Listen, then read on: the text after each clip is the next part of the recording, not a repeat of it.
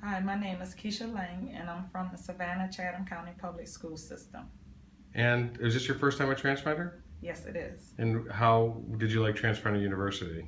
I like the university because it gives you hands-on experience with the software, goes into details, and it allows you to ask questions in person basis doing it over a website or a webinar, whereas you can't ask the questions directly to a teacher.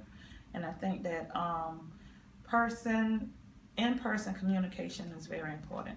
So Did you learn like some tricks of the trade, some shortcuts definitely and learned things? a lot of tricks, a lot of shortcuts, and we were able to ask the teacher to go back, and he was very detailed, so that was helpful as well.